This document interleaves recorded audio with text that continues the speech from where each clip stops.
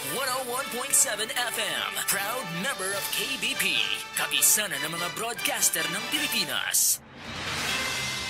Disclaimer, ang mga pahayag, komento, pananaw o opinyon ng Anchor at mga panauhin sa programang ito ay hindi opisyal o personal na pahayag, pananaw o opinyon ng DWXR 101.7 FM at sa management and staff ng himpilang ito.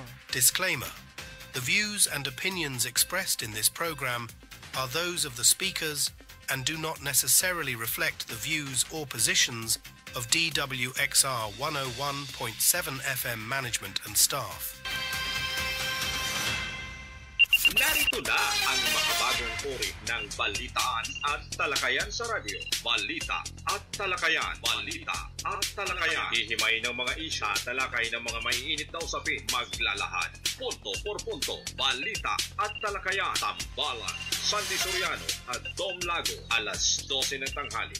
Lunes, Miyerkules at Biyernes. Kasabay ng inyong tanghalian. Balita at talakayan. Dito lang sa himpilan ng DWXR 101.7 Kalahi mo FM. Balita at talakayan.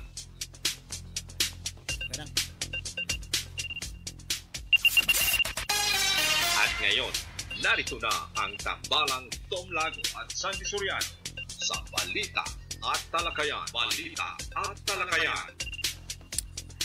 Okay, magandang hapon po o tanghali na sa lahat po ng nakikinig at sumusubaybay sa programang Balita at Talakayan.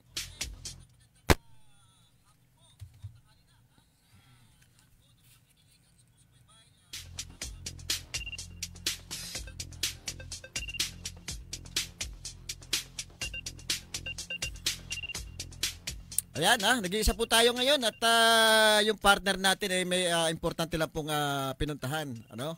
At ano bang araw ngayon?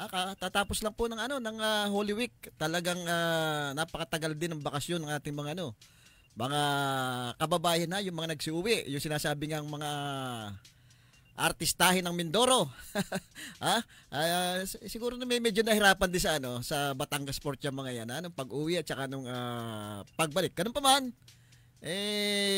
siguro masayang-masaya naman ng mga yan dahil kahit papano nagpangita yung pamilya at saka yung mga kaibigan ay parang reunion na rin medyo matagal-tagal yung bakasyon na nangyari.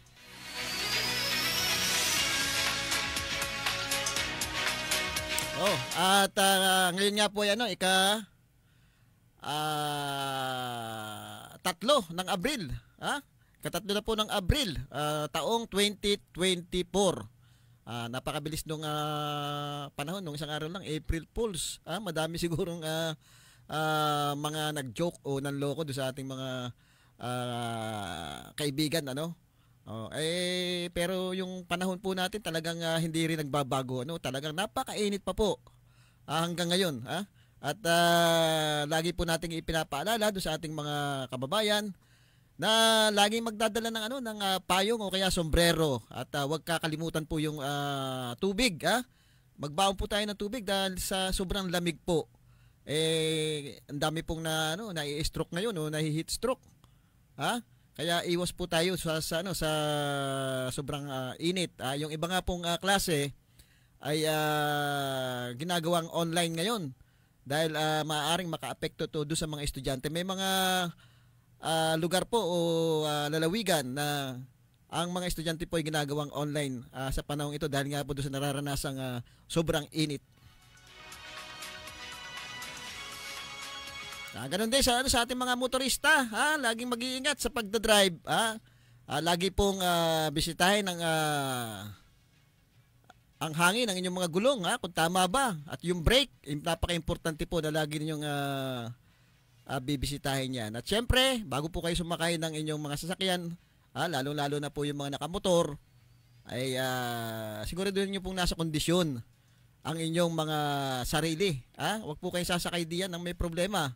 At baka kung saan kayo pulutin, kung sakasakaling dadalhin nyo yung problema diyan sa inyong pagdadrive. Doon sa mga naka 4 wheels, Importante po na lagi po kayo nakakondisyon ng lalong-lalo ng isip nyo. Siyempre, check po ninyo yung inyong mga sasakyan, lahat ng parts niya na pwedeng bumigay, katulad po ng gulong, brake, i-check nyo po lang lagi yan. At konting ingat po sa pagdadrive. Makakarating din naman po kayo sa inyong pupuntahan.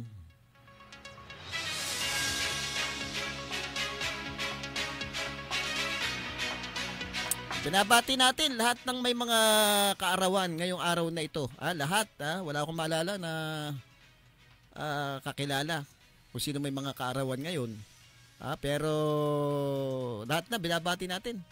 Sabi nga ay mabuhay kayo hanggang gusto nyo. At syempre, pagpalain pa kayo ng masagana ng ating pong may kapal. Lahat ng blessing ibigay sa inyo ngayong kaarawan ninyo.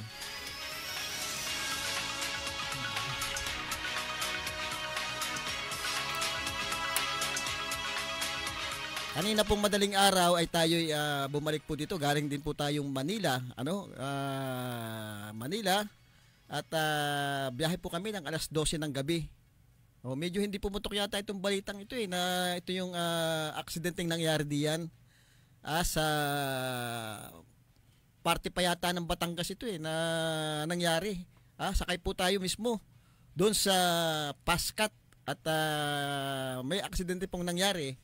Bandang alauna na po, naglalayag po yung Pascat. Binangga po ito ng isang, ang sabi nung isang nakausap natin ay isang tugboat ang nakabangga dito sa Pascat. At talagang tayo ay nagulat. Dahil ang nawasak po yung yung taas ng hulihang bahagi ng ng Pascat. Napakalakas po nung pagkakabangga. Akala ko nga may pumutok nakita natin talagang bumagsak yung bubong ng Pascat, yung kanang bahagi. At nagpapasalamat tayo dahil hindi mismo doon sa parting gitna ito binangga doon sa pahuli na. Kasi kung sa medyo gitna yan ay sigurado maaaring maghiwa-hiwalay itong Pascat na ito dahil sapul na sapul. Nagulat po tayo at first time nangyari sa atin yung ganong pangyayari. At madaming mga kababayan natin, pasahero, kasabay na po natin diyan ay yung mga taga Bungabon, mga kapitan ng Bungabon, na nagkaroon yata ito ng lakbay-aral tungkol do sa budget na nagkakabiroan pa nga sila na mukhang kaya daw sila pauwi ng maaga dahil pinatawag yata sila ni Governor Bons Dolor. Ang schedule talaga nila ay dapat ngayon sila uuwi, pero meron yatang ibibigay na mga proyekto ang ating gobernador dito sa mga kapitan ng Bungabon. So pinauwi sila kagabi ng madaling araw. Pinauwi sila para makadalo siguro doon sa programang ginagawa ngayon. Yun nga yung pagbibigay ng mga proyekto sa sa mga kapitan ng bawat barangay diyan sa Bungabon. At medyo nagbibiruan. Bagamat natakot, dinadala na sa biro at tawanan yung pangyayari sa loob. Kasi isipin mo, pinag-life jacket yung life vest yung jacket, yung mga pasahero, medyo nabahala doon sa nangyari. Bagamat na sinasabi ng mga crew ay hindi naman naapektuhan yung yung ilalim nito, wala namang naging butas at ang nawasak lamang yung parting itaas ng Pascat.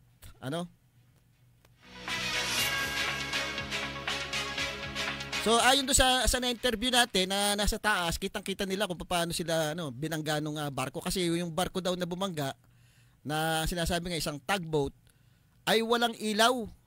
Walang ilaw ito.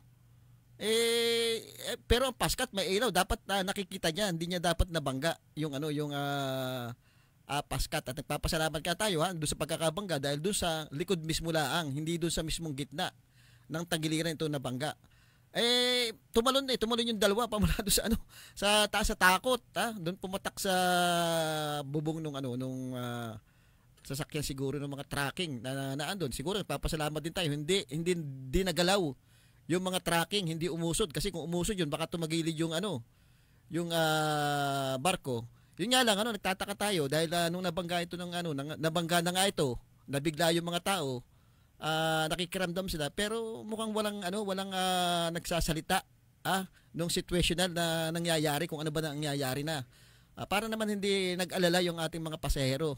Walang nag-announce kumbaga sa eroplano, may ina-announce sila pagka yung medyo malakas yung hangin at nagkakaroon ng mga pagkalog, ina-assure do sa mga tao na yun ay normal lamang. Pero dito sa Pascat, walang nagsalita. Bagamat naandun yung mga crew at pinapayapa yung mga tao, pinauupo. Kasi nagtindigan na eh. Kaya nagmupo sila. So nung huli, pinagsusuot na ng life jacket, isa-isa ang ating mga pasahero. Kaya medyo kinabahan bakit nagla-life jacket na. Pero wala pa rin paliwanag na ibinibigay o ina-announce yung kung sino man, yung kapitan ba ang dapat mag-announce noon, ay hindi yata siguro nabigla din sa pangyayari. Hindi nakapag-announce na kumbaga sasabihin na under control yung situation, huwag kayong magpanik. Manatili lang kayo sa upuan. Ay wala pong ganoon nangyari. Mismo po yung mga crew ay hindi rin alam yung nangyari. Ang sinasabi lamang binangga tayo ng isang barge na walang ilaw. Walang ilaw daw yung barge eh. Pero ayon do sa ating mga mga nakausap yung mga may kaalaman diyan, maaaring daw yung barge na yun nahila ng isang tugboat. Kasi pala mga barge ay pag minsan hinihila ng mga tugboat. At yun na nga yung sinasabi ng isang nakapanayam na isang siguro may contact na nakakaalam ng pangyayari, mukhang tugboat nga daw yun na hinihila. Ang problema, mukhang siguro hindi napansin din ng Pascat kasi yan pa ng mga tugboat, pag may hila-hila yan, dapat mga 50 to 75 meters lang ang layo ng lubid na may hila diyan. At merong ilaw dapat yan, yung tugboat na may hila diyan, merong ilaw na kumbaga code na ibig sabihin ay tugboat may hinihila. Baka maaaring hindi ito napansin nung kapitan ng barko, kaya kung sino man naka-duty do sa pilot deck, hindi siguro nakita, o kung meron man o wala, siguro under investigation ngayon ito medyo tumigil yung barko at tiningnan, siguro inaalam kung sino yung inalam pa rin kung sino yung anong kumpanya yung barkong nakabangga do sa Pascat. Palagay ko hindi makakabiyahe yun, talagang wasak parang nadali ng mga terorista yung taas. At pasalamat, walang mga nakaupo doon sa lugar na yon. Doon pa naman nakapwesto yung mga naglakbay-aral na kapitan ng mga kapitan. Yung mga kapitan ng Bungabon ay doon pa naman nakapwesto sa taas. Kaya lang hindi doon sa area na binangga nung barko. Kaya sa taas daw ito nabangga dahil yung parang yung ang bumangga dito, yung huso ng barko bumangga doon sa Pascat at malaking barko daw ito. Kaya yung taas ang na-damage, hindi yung baba. Kung baba yun, talaga naman sigurong madami ang madidisgrasya doon dahil kung nabutas yun, malayo-layo pa doon sa pangpang yung Pascat. Medyo talagang kasama ko pa yung misis ko noon. Kanina lang kami dumating Talagang talagang nakakatakot po yung pangyayari. Isipin niyo, nasa gitna kayo ng dagat, biglang may lalagabog na malakas, parang pumutok, kumalog yung barko. Biglang bumuhos yung malakas na tubig, umuulan pa naman nung madaling araw na yon. Kaya medyo natakot yung mga kababayan nating nasakay nung Pascat. At ito siguro ay dapat maimbestigahan ng sino ba dapat na nag-iimbestiga dito, Philippine Coast Guard ba o yung Marina? Kasi malimit na po yung aksidente na nangyayari dito sa ating karagatan. Kamakailan lamang, 'di ba? Meron ding aksidente na banggaan ng isang sasakyan din na biyahe dito sa atin. Ito naulit na naman. Ay isipin niyo, madaling araw ito kung ito'y nasapol. Mahati palagay ko yung barko sa lakas ng impact ng pagkakabangga ng isang sinasabing tugboat. Dapat siguro may managot na kung sinong may mali dito sa nangyaring ito kasi ang sinasabi nung mga crew ng Pascat hindi daw nakita sa sa radar nila yung yung tugboat na yon. Kaya wala daw nakita. Siguro dapat maimbestigahan kung ano yung totoo dito at maparusahan yung may kasalanan para hindi na maulit yung yung ganitong pangyayari. Isipin nyo kung nagitna yun, nabutas yung barko. Hindi balitang-balita na naman ngayon yung incident na yan. Hindi lang natin alam kung yung mga nangyari nung una ay ano na nangyari doon sa investigation. Ano na naging penalty nung may mga kasalanan? Sino napatunayan ba kung sino may mga kasalanan ng mga mga aksidente na yon? Ay baka naman walang nangyayari. Dapat dito dapat maparusahan para magtanda at malaman na may mabigat na kaparusahan niya kung sino man yung may kapabayaan diyan. At syempre siguro dapat maimbestigahan din yung mga hindi lang yung mga nasa pilot deck, yung kapitan, kung talaga bang may kaalaman ba talaga itong mga ito sa pagpapatakbo ng barko. Sapat ba yung kaalaman nila? Baka naman yung iba diyan saan lang kinuha. Buhay ng tao ang nakasalalay. Diyan sa paglalakbay at hindi naman maliitan yung mga nasakay diyan, maramihan. Dapat siguro makita yung mga lisensya ng mga yan, kumbaga qualified ba talaga sila doon sa pagpapatakbo nung ganong kalalaking barko at kabibilis na barko.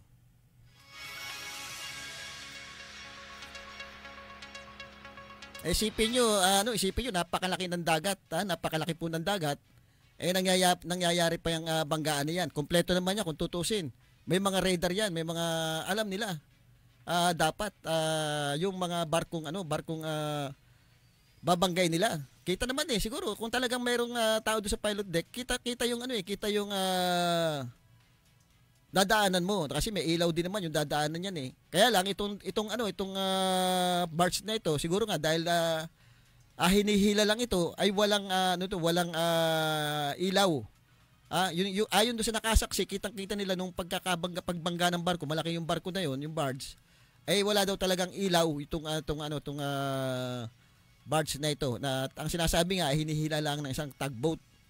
So dapat yung tugboat ay meron ding yun dapat yung tugboat, yun dapat ang may ilaw. At dapat alam kung nakita man ito nung kapitan ng Pascat, may mga signal daw yan Alam kung kumbaga may mga code yung ganong ilaw. Pag may alam nila kung tugboat yan at may hinihila para makaiwas nga doon sa sa aksidente.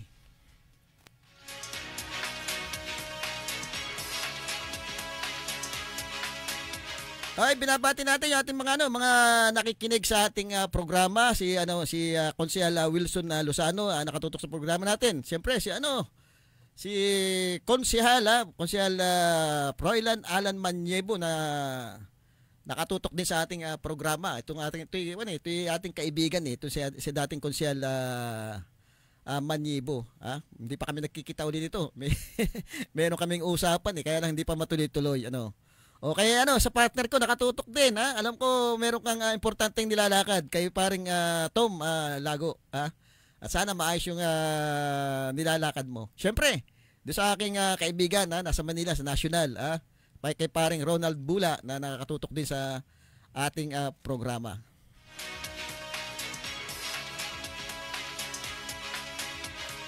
Natakot po tayo kagabi. Isipin nyo, buti kung ako laki ako sa dagat at nakakaligo ako diyan sa pier nung bata pa ako. Tumatalon din tayo sa barko diyan.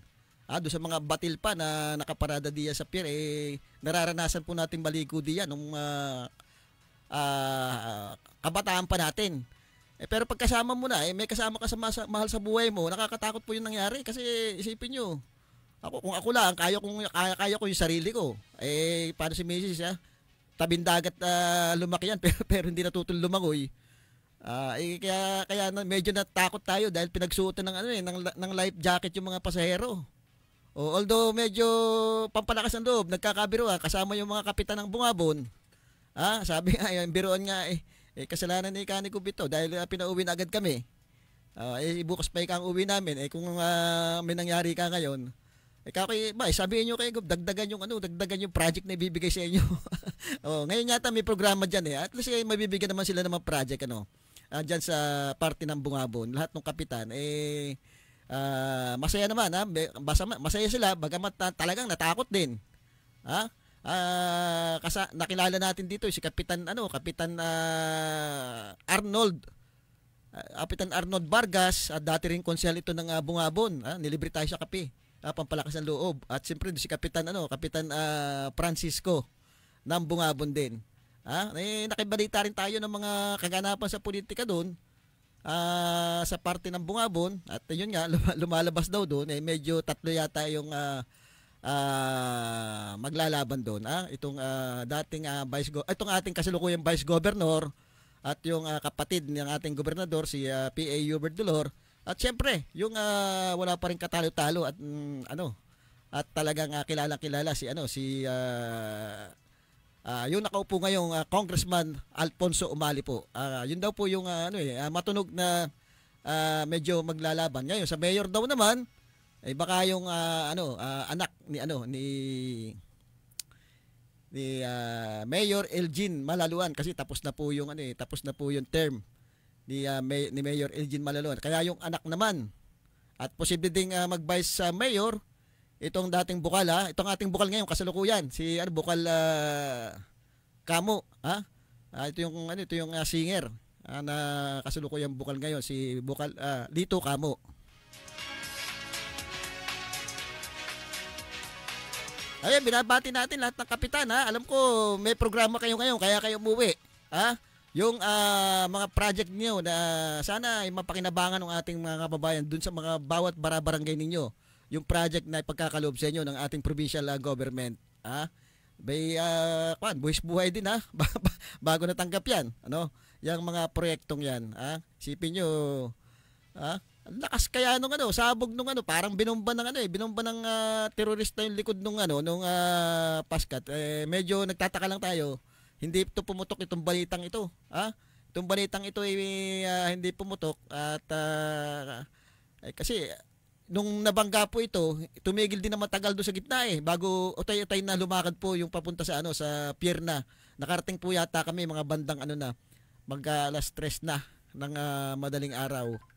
Oo. Okay. Tumatawag.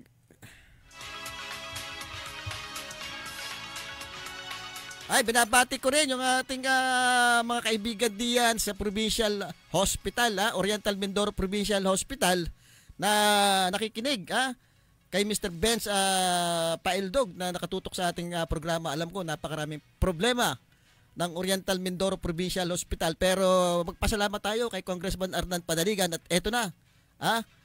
Mukhang approve na itong ating Oriental Mindoro Provincial Hospital sa pagiging regional hospital. At syempre, malaking bagay po yan sa ating lalawigan. At yan na rin po ang iniintay ng mga empleyado ng Provincial Hospital at mismo yung mga doktor na talagang hirap na hirap din naman. Alam ko magagaling yung mga doktor natin dyan sa Provincial Hospital. Kaya lang, pagka ganyan po ang sistema, walang maibigay na gamot, walang magamit na maayos na mga medical equipment. Kung meron man ay sira pa yung iba. Kahit anong pong galing na doktor nyo diyan, hindi nyo po magagawa yung dapat nyong gawin. Kailangan meron po silang mga kompleto. Hindi pwedeng padut-dut lamang. At doon naman sa mga empleyado, alam ko malaki din ang problema nyo. Sana naman kung may problema kayo, wag na lang po ninyong idama yung ating mga kababayang pasyente diyan. Nauunawa po namin dahil kayo mismo yung sistema ng Oriental Mindoro Provincial Hospital pagdating sa inyo alam ko lagi nadidelay yung sweldo nyo. Mayroong mga palakasan diyan na nangyayari. May mga nakakakuha ng item na hindi naman dapat na mapunta sa kanila. Wag niyo po idaan sa initang ulo dahil pare-pares na po tayong nahihirapan yung mga pasyente natin diyan. Kaya naandyan po karamihan napunta diyan talagang wala pong pambayad sa mga private hospital. Talagang diyan lang po pumupunta. Kahit na nga po walang mabiling gamot, talaga nagtitiis diyan. Walang maibigay na mga gamot. May problema po talaga. At siguro yun po ang ginagawa ng paraan ng ating Congressman Arnan Panaligan. Na talagang kahit papaano mawala na yung problema diyan. Kung sakasakaling magiging regional po ito, napakaganda po. Ang hahawak na nito ay ang DOH o ang national. Siyempre, pag national po yan, magiging parang kung nakikita niyo po yung Batangas Regional Hospital, kompleto po yan. Tsaka yung mga gamot, naandyan na po yung mga magagandang equipment. Ganon din po yung mangyayari, hindi po bigla, hindi po mabibigla yung ganon, pero utay-utay po yung ipoprovide ng national yung mga pangangailangan diyan. Pati doon sa mga empleyado, makaasa kayo na maaaring mawala na diyan yung palakasan. At syempre, yung mga hatian nyo dyan sa pilat na lagi nyo nireklamo, baka hindi na mangyari. Maaaring malaking kabawasan. Yung problema mababawasan, malaki ang mababawas na problema diyan sa ating kasalukuyang provincial hospital kung magiging magiging regional hospital na yan.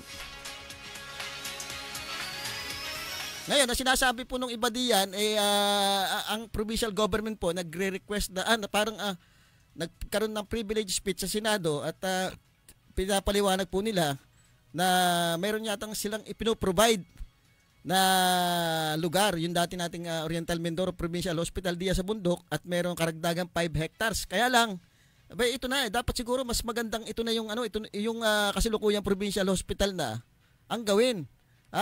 Kung ma-approve yan, ito na para maging maayos na, kasi kung gagawa pa tayo ng mga structure doon, matatagalan yung proseso, at saka malaking budget po ang kakailanganin dahil magtatayo ka pa po ng mga building. Samantala kung ito na, mas accessible pa pati po yung lugar. Kumpara dito sa sa sinasabi ng ng provincial government, na yung dating kung tawagin natin bundok, mas maganda po, mas accessible daw itong nasa may C5 na hospital. At ito na lang yung gawin talagang para tuloy-tuloy na. Ito na lang, kasi matagal lang inaantay ito ng ating mga babayan, ng mga empleyado ng provincial hospital. At syempre yung mga doktor, yan na rin ang gusto nila mangyari. Talagang dapat maging na yan, maging regional hospital na yan.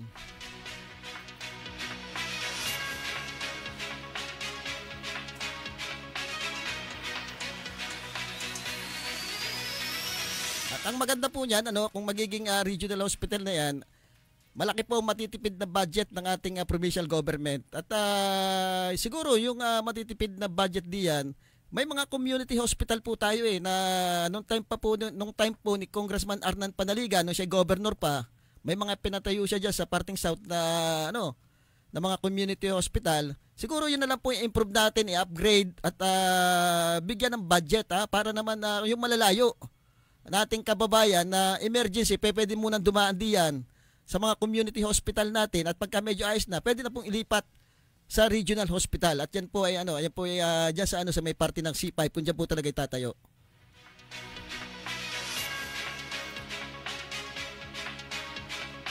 At siguro hindi na po natin kailangan siguro. Ang Batangas naman wala namang Batangas Provincial Hospital. Ang naroon na po regional hospital na. Kailangan siguro po nating paganday, kaya i-upgrade yung mga community hospital natin. Yung po lagyan natin ng mga equipment natin na pwedeng ibigay ng provincial government. Kasi sinasabi nila yung Puerto Galera ay malayo sa malayo do sa itatayong provincial hospital. Pwede naman dalhin dito sa regional hospital na yan, mga yan. Pwede naman sila sa regional hospital. Yung mga pasyente natin taga Mindoro ay pwede po dyan sa regional. Kaya lang po, yan naging regional dahil nga po yung iba, nakikita natin, yung mga taga Marinduque, Romblon, minsan nakakarating na po dito sa ating lugar. Pero hindi ibig sabihin naman, yung mga taga Mindoro hindi pwede diyan sa regional hospital. Pwede po. Kung malalayo man, improve natin yung mga community hospital natin.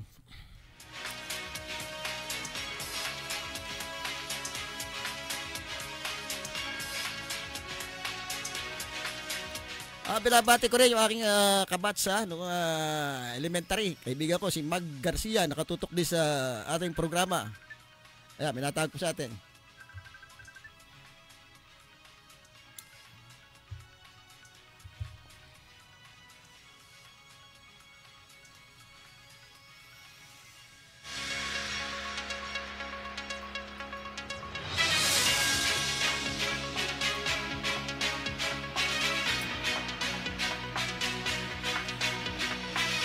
Ito yung ating isang kakilala diyan sa provincial hospital, empleyado yata ito, mayroon text sa atin. Walang security of tenure sa totoo lang, nanakawan labor rights ang mga kawani tapos palakasan system. Napaka-unfair talaga, marami na permanent na bago kaysa mga senior na matagal dito. Walang tunay na malasakit kundi huwag natin sabihin, updated pa sa kanilang page. Yun. Ito yung matagal na nating sinasabi yung palakasan diyan. At talaga naman ito may mga witness, may mga nagsasabi na may mga kabago-bago diyan nakakakukuha ng item. Yung iba nga daw hindi naman dapat kanilang item yun dahil hindi naman doon sila linya ay nakukuha nila yung mga item na yan. Meron nga akong kabats diyan siguro na doon pa nagtrabaho sa Lumang Oriental Mindoro Provincial Hospital sa bundok, doon pa siya nagtrabaho hanggang ngayon magre-retire na. Hindi nakakuha ng item. Isipin niyo 'yun. Sabi ko, di wala kang makukuha. Wala daw siya makukuha na benefits galing sa sa gobyerno. Kasi hindi naman daw siya na regular.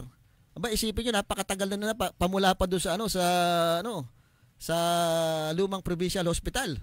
Hanggang diya sa bagong provincial hospital, hindi man lamang na regular itong taong ito ay magre-retire na. Kaya siguro ito dapat talaga maging maging regional hospital na ito para yung mga palakasan diyan, yung mga palusot diyan ay maiwasan na. Kasi kung DOH na ito, national na, pare-pares na kayo diyan at mas maganda. Kung ano yung benefits ng national, yun ang magiging benefits ng mga empleyado diyan. At sigurado, yung mga magagaling at matatagal na diyan, ayun ang mapapriority diyan, hindi yung mga bago. Yung mga bago diyan, malakas lamang Kumbaga, napupolitika napupolitika yung mga position diyan.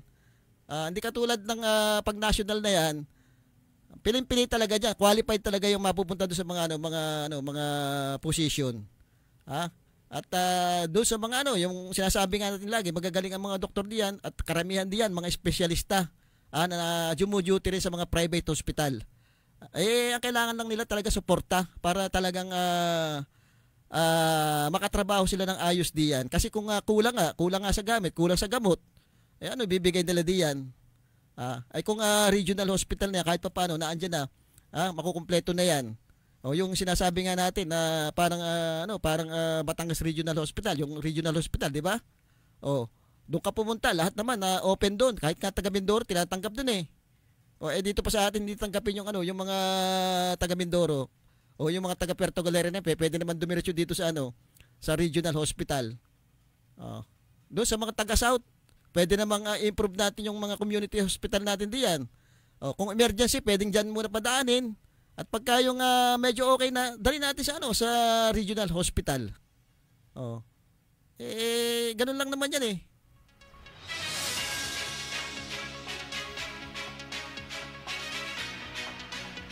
Ari pa, ano pa sabi din hanggang ngayon sir, sa labas pa rin nabili ng gamot ang mga bantay ng pasyente. Lalo na yung gagamitin sa importanteng procedure, examination. Hindi mapunan yung problema, puro palabas lang ang lahat. HEA, PhilHealthCare ay wala pa rin. Sobrang bagal ng sistema. Ito yung matagal na. Nakakapanawa na nga itong talakayan dahil mukhang hindi naman binibigyan ng pansin itong problemang ito. Kung sino pa yung maliliit na empleyado diyan, sila pa yung laging delay ang sweldo. Diyan sa Oriental Mindoro Provincial Hospital natin. Nakakapagtaka naman, yung iba nakakasweldo. Yung magagandang posisyon, nakakasweldo. Bakit itong mga maliliit na empleyado diyan ay nadidelay lagi? Kaya nagre-resort kami sa pangungutang diyan sa 5-6 diyan sa provincial hospital. Meron nagpapautang diyan. Hindi rin naman masisi, negosyo yan Kung ayaw mong umutang, di wag kang umutang. Kaya lang napaka laki naman ng kinukuha nilang tubo doon sa mga umuutang sa kanila. Kumbaga napapagsamantalahan na rin yung ating mga empleyado diyan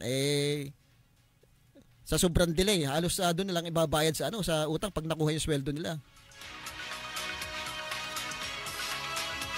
Pero papasalamat tayo, talagang nagpupursige itong ating kinatawan ng unang distrito. Pasalamat tayo, talagang porsigido na maging regional hospital na. Sana naman wala nang chitchit-buritsing kukontra pa kung saan dadalhin pa yan.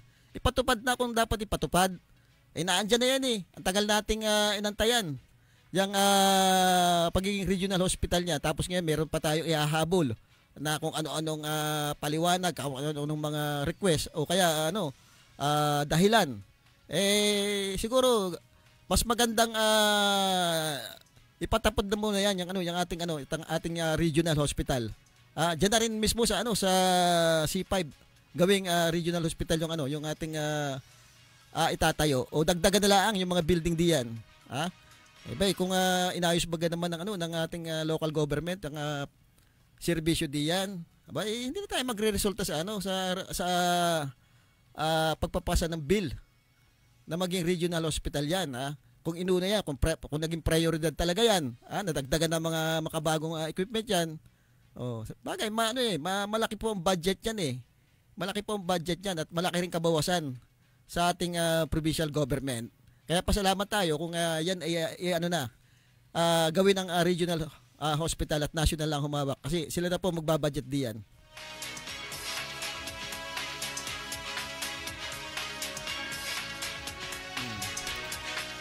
Hindi rin natin masisi minsan yung pasyente tsaka yung mga health worker diyan nag-aaway, ang katuwiran ng mga health worker kesyo sila ay pagod na, mga suplada yung iba.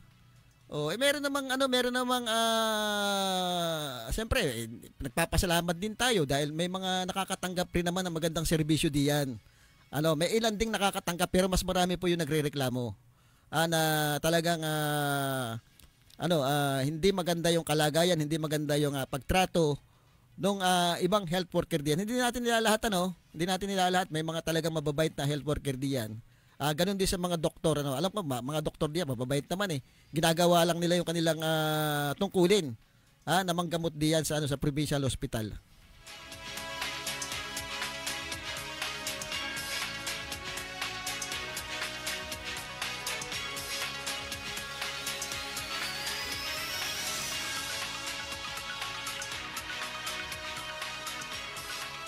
Kinukumusta natin si dating congressman at dating mayor Doy Leachon na talagang medyo nagpaparamdam na yata magpaparamdam na yata na talagang magbabalik at inaantay din naman ng ating mga kababayan tayo nakakapagtanong-tanong din, inaantay din ng ating mga kababayan yung pagbabalik niya kung sa syudad daw mas maganda daw kung sa city government siya bumalik.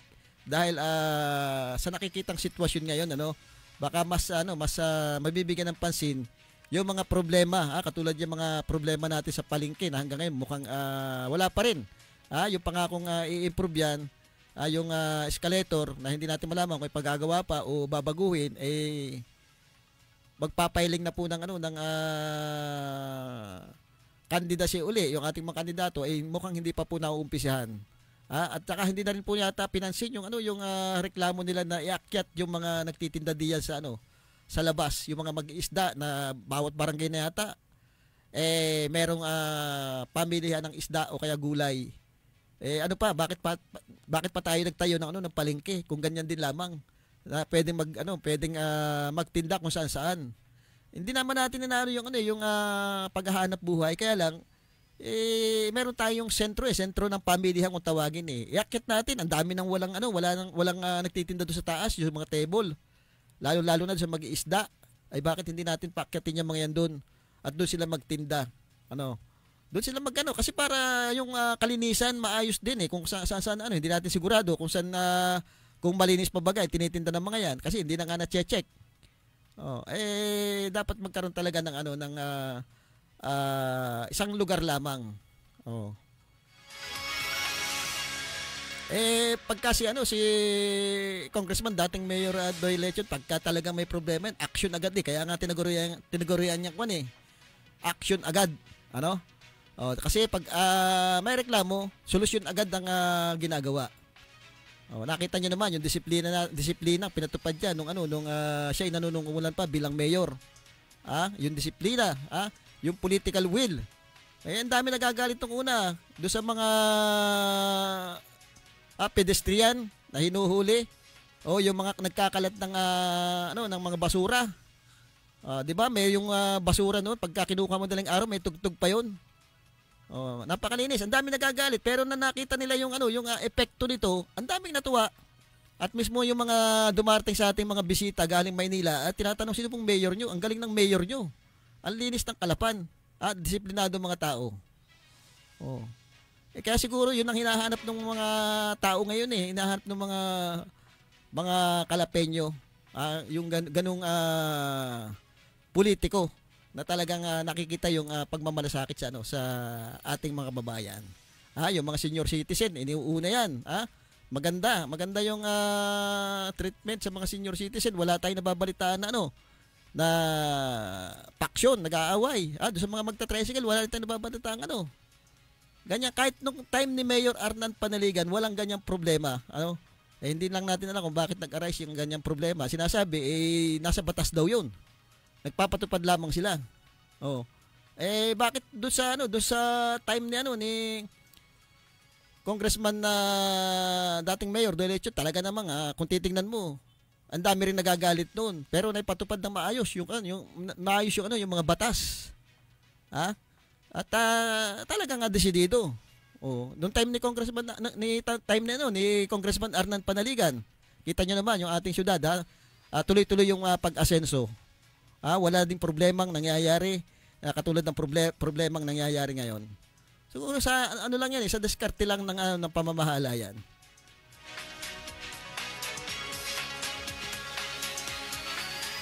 Binabati ko rin si Consel Gerald Oliver Navarro, nakikinig din sa ating programa. Katulad ni si paring Ed, nakikinig din sa programa natin. Magandang hapon sa inyong lahat. Siyempre, binabati ko rin ang ating kaibigan diyan sa Barangay Salong, si Kapitan Cyrus Espinosa. Napakasipag din itong taong ito. Madaming proyektong ginagawa ngayon sa Salong. Katulad dun sa mga lugar diyan sa may Ilagan Residence. Alam ko, merong mga pinapagawang karsada ngayon diyan. Malaking tulong ito doon sa mga taga roon. Yung karsadang pinagagawa niya. Kay doon sa kanyang PA, nagpapasalamat tayo kay PA Weng Lacson. Napakasipag din, napakahigpit itong taong ito. Isang tawag lang natin doon sa problema doon sa may Gerlisa Subdivision, yung mga pumaparadang tricycle diyan, ay talagang pinapupuntahan agad sa mga TMO. At syempre, nagpapasalamat tayo sa TMO. Uma-action pagka kailangan talaga ipatawag mo para linisin yung mga tricycle na pumaparada doon sa Gerlisa Subdivision. Ay talaga namang nakakairita kasi napakaliit na nga nung daan hinihiling lang naman natin iparada ng maayos doon sa lugar. Binigyan na nga sila ng paradahan ng ating kapitan dyan sa Salong, doon sa isang lugar. Ginawa na. Napakaganda naman ng paradahan. Pinipilit pa din doon sa mga kalyeng maliliit na iparada. Siguro dahil malapit, ayaw maglakad. Kailangan konting sakripisyo. Konting sakripisyo para magkaroon tayo ng kaayusan. Hindi yung porket malapit doon sa inyong bahay, ipaparada nyo na sa nakakaabala. Unang-una, hindi naman talaga kayo allowed na pumarada diyan. Subdivision yan. Pinapayagan na nga kayo na pumarada diyan at dumaan.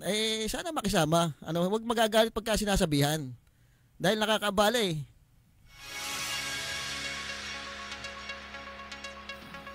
binabati ko rin si Kabisi. Kabisi, kamusta? Yung alam ko may pinadala si Kabisi, yung mukhang magtataas na naman ng rate ang ERC hindi ang Ormeco. Mukhang ito itataas na naman yung rate nung kuryente natin.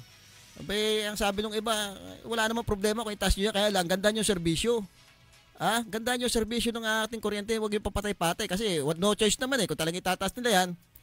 Ang natin, magagawa na lang natin sa ngayon, kumbaga, sino ba? Wala namang nagkakaisa, wala namang grupo, may grupo ba na pwedeng ireklamo yung pagtataas na yan?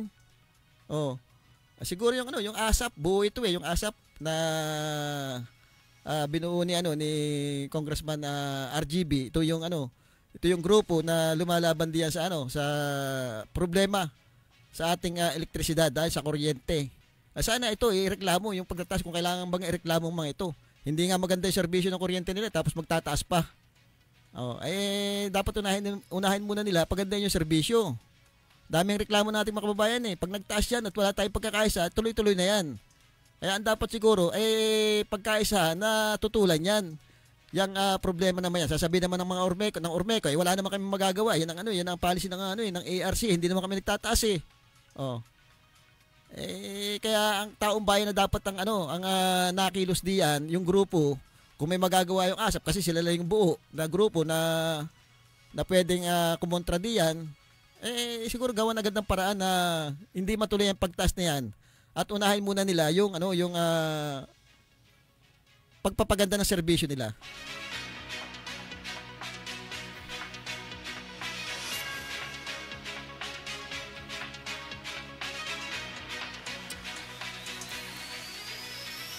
Binabati po natin ang ating kinatawan sa unang distrito, si Congressman Adnan Panaligan. Alam ko na andito po siya ngayon dahil bakasyon po ang Congress ngayon at naandiyan po siya sa ating mga bayan-bayan. Umiikot po siya. Inaalam yung mga problema. Alam ko mayroon siyang meeting na ginaganap ngayon. Gusto sana natin siyang kapanayamin tungkol doon sa mga programa niya. At syempre yung mga naging kaganapan diyan sa Congress. Kasama na rin yung update do sa estado ng Oriental Mindoro Provincial Hospital. Yung gagawin niyang regional hospital kasi yung iba ay may balita pero hindi naman pala totoo yung balita na doon na itatayo sa dating provincial hospital diyan sa bundok yung regional hospital. Wala pong katotohanan pa po yun, hindi pa po final na doon na nga po itatayo. Kasi ang mas kung ako tatanungin yung iba, yung mga doktor, may naririnig tayong mga doktor, mas maganda daw doon na itayo talaga doon sa bagong provincial hospital natin yung regional. Yun na yung gawin. Mas daw yan mas accessible yung lugar na yun kumpara dito sa may dating Oriental Mindoro Provincial Hospital, yung bundok. Unang-una, dadaan ka ng bayan, matraffic ang bayan. Padalawa, masikip yung daan na akyatin doon sa pinopropose ng provincial government na yung 5 hectares. Patatlo, gagawa ka pa ng mga building, matatagalan. Samantalang itong ating Oriental Mindoro Provincial Hospital nakatayo na. Nakatayo na nandiyan na. Dadagdagan na lamang yung mga yan. Yung mga gamit pwede nang dalhin diyan. Siguro kung gusto nila kunin yung mga dating gamit yan na pag-aari ng provincial hospital, pwede naman siguro idalhin doon sa mga community hospital. Yun ang patatagin natin, yung mga community hospital natin. Hindi ang Batangas wala namang Batangas provincial hospital Bakit maayos yung sistema ng health nila doon? Siguro hindi naman natin kailangan na ng provincial hospital dahil may regional hospital na tayo Ang kailangan siguro pagandahin, patatagin itong ating mga community hospital. Yun ang suportahan ng provincial government. Yun ang bigyan ng mga magagandang gamit, ng gamot at syempre mga health worker. Dagdagan yung mga health worker ng ating mga community hospital.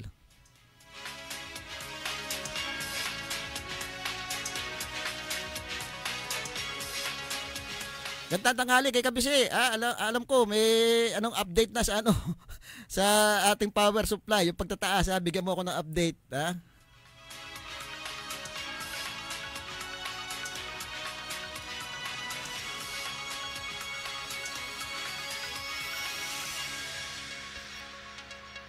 Hindi ko malimutan talaga yung nangyari kagabi. Isipin nyo bigla sumabog doon sa likod, nabangga na pala yung paskat. Ito sana maimbestigahan na ito ng mabuti at maparusahan. Mabigat na parusa dapat ang ilapat dito sa mga may kagagawa nito. Kung sino man may bagamat aksidente yan o sinasabing aksidente yan, para maiwasan yan, dapat may managot diyan. Dami ng aksidente nangyayari sa karagatan Sinasabi nga, luwang-luwang ng dagat, nagkakabanggaan pa nga ito. May mga may mga equipment na hindi naman, kung tutusin may mga radar yan Bakit nangyayari yun? O may mga linya-linya yan. Kung sa aeroplano, may kanya-kanyang linya yan. Bakit nangyayari yun? Ano yun? Human error, kababayaan ng mga sabihin na natin yung mga nasa pilot deck, kapitan. Dapat nabibigyan ng pansin nito kung yung mga nauna bang aksidente ay may mga nanagot na dito. May mga naparusahan na. Dami na, 'di ba? Dami ng pangyayari sa ating karagatan, dito sa Oriental Mindoro na mismo mga barko nagkakabanggaan.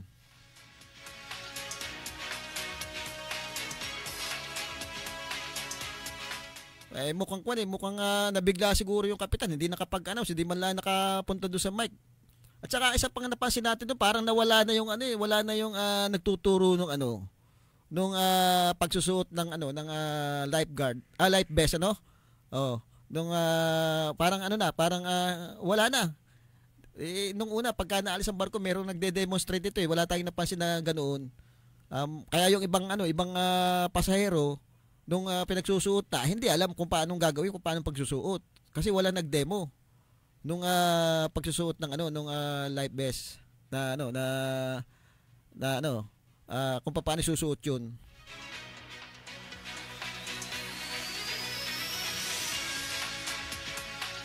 Salamat tayo, hindi yung baba ang nadali, hindi yun ang nabutas. Kung yun ang nabutas, naku, ay sigurado dire-diretso tayo doon sa dagat. Dalawa pa naman kami naandun. Dalawa pa kami mag-asawa. Although pasalamat at yung sasakyan namin iniwan. Iniwan muna namin sa Batangas kasi next week pupunta pa kami uli ng Manila. Kung nagkataon, dala lahat. Pasalamat din, hindi tumagilid yung mga tracking. Kung tumagilid yung mga tracking doon, umusod, na out of balance yung barko, baka bumaligtad naman sa lakas nung impact nung pagbangga. Kakaunti naman siguro, wala pang 100 yung sakay nung mga 100. Kasama na siguro yung mga driver doon, yung sakay nung paskat. Hindi naman masyadong madami yung pasahero may nakita pa ako mga foreigner doon na nakasabay. Bukod doon sa mga kapitan, ang dami. Yun yata lahat ng barangay ng Bungabon yung kasabay natin doon na umuwi nga. May mga tatak pa may mga tattoo pa sa braso kasi yun daw kumain sila, yun daw tinatatak. Sabi ko kung nagkataon, may mga tatak ito Taga-saan kaya itong mga ito? Sana hindi na maulit at maimbestiga ng maayos itong pangyayaring ito.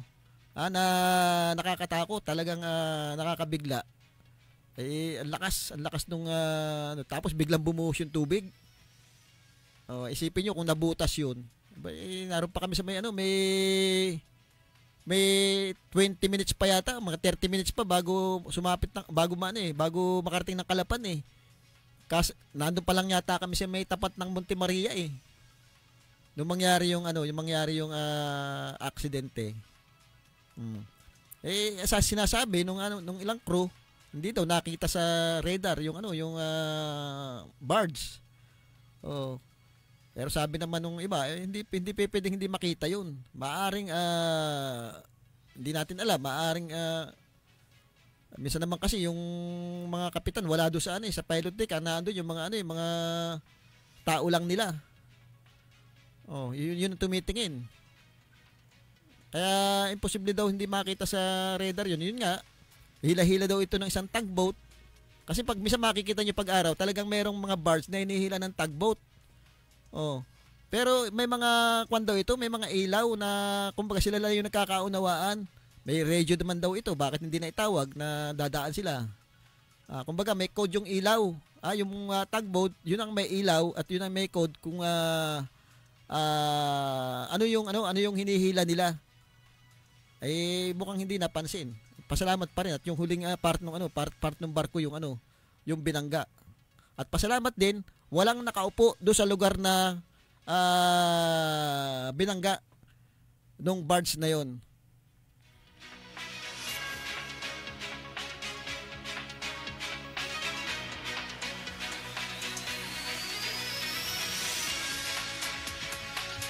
Binabati ko rin si Madam Lynn Cabral. Ito yung kasama ko sa Hanap Buhay sa media na katutok din sa programa natin.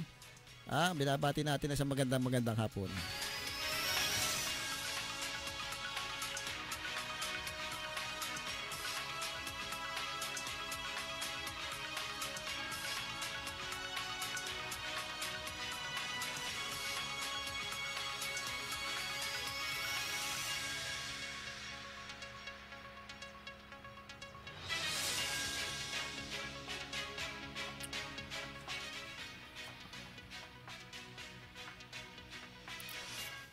Talagang busy po yung ating congressman ngayon. Talagang nasa bakasyon po ang kongreso ngayon. Pero kita nyo naman, hanggang ngayon, iba't ibang meeting po yung pinupuntahan niya. Inaalam po yung problema ng ating mga babayan, yung mga proyektong ibibigay pa po at dadalhin dito ay inaalam kasi pagbubukas po ulit ng kongreso, yun na po ang asikusuhin niya Hindi lang naman po yung problema ng Oriental Mindoro yung inaasikaso o kaya binibigyan ng pansin. Kahit po yung problema ng bansa natin, kasama po doon sa pinagkakaabalahan ng ating kinatawan ng unang kongreso. 13 po yung hawak niya, 13 komite ang hawak niya po sa kongreso. Kasama na po dito yung problema natin sa West Philippine Sea. Na talagang yung pambubuli ng mga Chinese, kitang-kita naman natin. Sunod-sunod. Yung ginagawa nilang pambubuli doon sa ating Philippine Coast Guard, yung Chinese Coast Guard nila.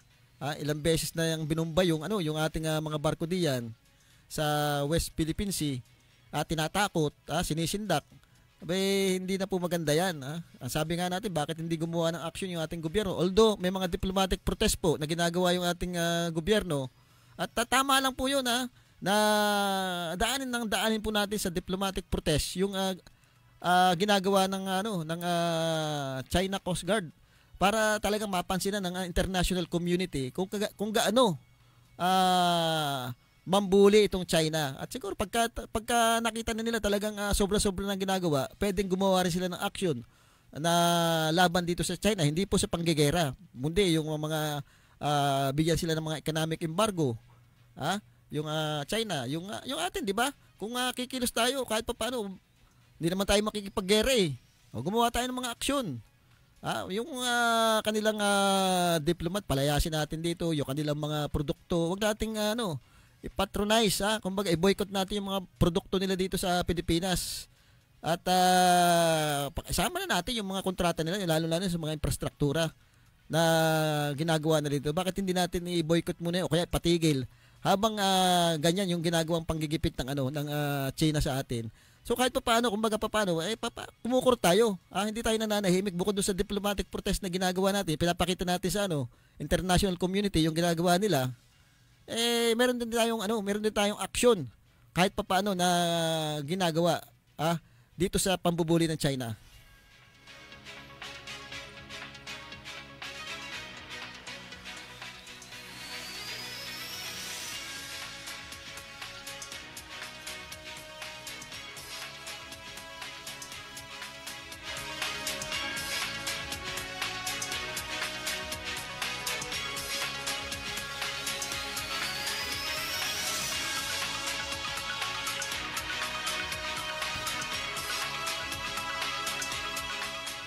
Ito na sa isang Facebook page, merong petisyon laban sa pagtaas ng singil sa kuryente At ang sinasabi dito, tinututulan ng pangasiwaan ng Ormeco at ng kanyang mga kasapi, member consumer owners, ang anumang petisyon ng National Power Corporation, partikular ang ERC case number 2023-133RC na magriresulta sa karagdagang singil sa kuryente ng humigit kumulang 2.9578 kilowatt per hour para sa residential consumer at 4.4084 kilowatt para naman sa commercial at industrial. Sa ngalan ng prinsipyo ng katarungan at katwiran, hinihingi po namin ang suporta ng taong bayan, mga lider at iba pang organisasyon na samahan kami sa laban na ito bilang simbolo ng ating pakikisa at pagtutol sa nagbabadyang pagtaas ng singil sa kuryente. Lumagda po tayo sa petition na ito. May petition paper pala na na pinapakalat at siguro dapat may pakalat ito. At sigurado ako pipirmahan dito yan ng mga kababayan. Hindi lang natin alam kung ang Ormeco ang nangunguna dito. So dapat kung Ormeco nangunguna dito, yung petition paper ikalat nila para mapirmahan ng ating mga kababayan na hindi ituloy itong pagtaas ng singil sa kuryente. Kwan kalokohan na yan magtataas ka, hindi nga maganda yung serbisyo mo, siguro dapat unahin mo muna yung serbisyo na mapaganda. Yung mayang brand out na nararanasan dito sa ating probinsya, dapat lutasin mo muna ng ERC, kung ERC man ang Ormeco, dapat lutasin mo muna yung yung problema natin just sa patay sinding kuryente.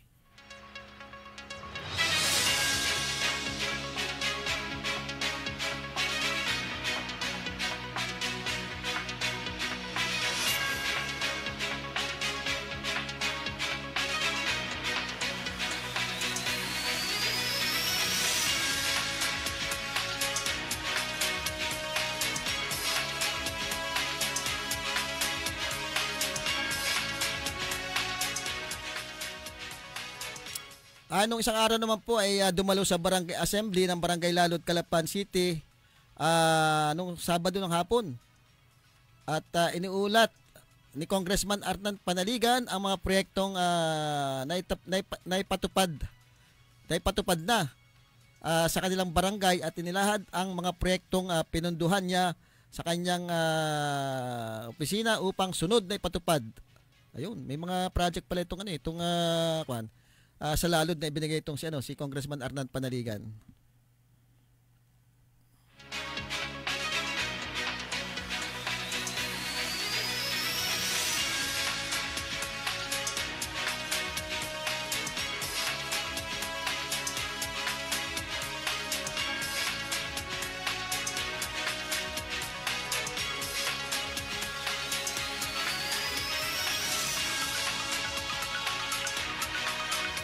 At syempre sa ilalim din po ng AGLA Congressional Project o aksyon ng gobyerno at inisyatibo sa larangang legislatura o Construction Rehabilitation o Palisapul Road, Calapan City. At pinunduhan po ito ni Congressman Arnan Panaligan galing sa Kongreso ang proyektong inilagay sa national budget sa halagang 20 million. Ang Palisapul Road ay nagsisilbing bypass o alternate road para sa mga sasakyang galing ng Calapan City Port patungo sa ibang bayan ng Oriental Mindoro. Kinakailangan isagawa ang rehabilitasyon ng karsada dahil may 25 taon na ito at marami ng bitak, lalo na at hindi ito orihinal na disenyo bilang alternate road. Ang ibang bahagi ng Palisapul Road ay sasailalim din sa rehabilitasyon. Ito po ay nasa agila aksyon ng gobyerno at inisyatibo sa larangang lehislatura. Ayan po yung bypass road. Kung matatandaan nyo po, isang naging proyekto po ng ating Congressman Arnan Panaligan, yung bypass road po natin dito sa may sa may Tibag na ang labas po diya sa may Santa Isabel ay napakaganda pong project yan dahil kahit papaano ay naiwasan natin yung malaking traffic na nangyayari ngayon dito sa sa mismong main road.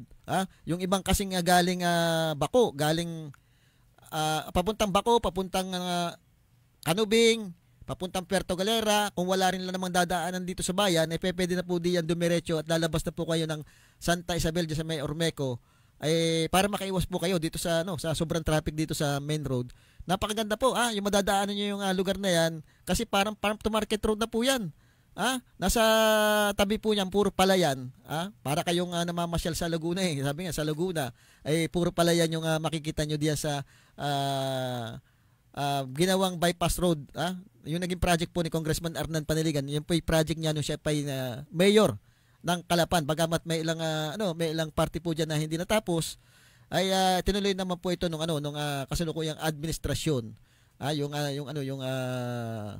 bypass road diyan. At itong nasa Palde, maganda po ito dahil ito yung mga galing pier, yung lalo na yung mga tracking, pag natapos po yan, pwedeng dyan na po dumiretso at dumaan, hindi na rin po dito sa main road. At malaking tulong para do sa ating mga kababayan na nahihirapan dito sa nangyayaring traffic sa atin. Siguro dapat lang dito sa bypass road papuntang Santa Isabel. Marami pa pong hindi nakakaalam yan Dapat siguro may promote yan na pwede na kayong dumaan diyan, dire-diretso kung wala rin lang po kayong dadaanan sa bayan ng Calapan, ay di na po kayo dumaan kung kayo pupunta ng Puerto Galera, Bako, o kaya dyan sa parte ng Kanubing, Nauhan. Pwede pong dumaan diyan sa lugar na yan. At napakaganda po. Kailangan lang po siguro, may ilang pong poste diyan na nakatayo. Siguro yung barangay na dapat ang nagre-request niya sa Ormeco, kung sino man po nagpatayo ng mga poste diyan, pinatatanggal na po dapat diyan para hindi naman po nakaka-aksidente. Para napapakinabangan po ng ayos yung daan na yan, ay tungkulin na rin po siguro ng kasalukuyang pamunuan na alisin yung mga posteng nakakasagabal diyan, baka maka-aksidente pa po. Although programa po ng ng ating dating Mayor Arnan Panaligan, napakaganda po ng proyektong 'yan. Kung may hindi man po natapos, siguro pwede naman pong ipatapos nung kasalukuyang administrasyon dahil kapakipakinabang naman po sa ating mga kababayan yung daan na 'yan.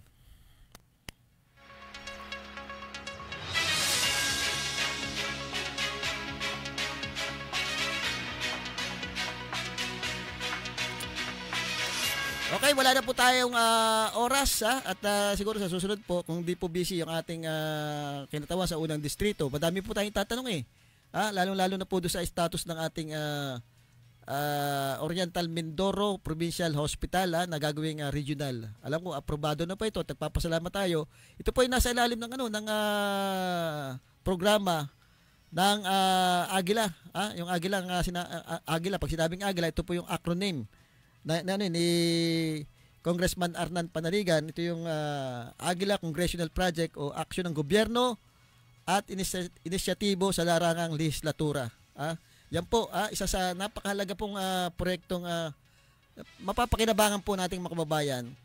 Dito po makikita natin talaga pagdating po sa health, isa yan sa prioridad ni Congressman Arnan Panaligan pamula po nung siya naging mayor, naging gobernador hanggang ngayon. Makikita mo sa mayor, nung siya ay mayor, meron tayong orange card na nakita, pero nung upo po siya ay meron po tayo tinatawag na blue card ba yung gold card.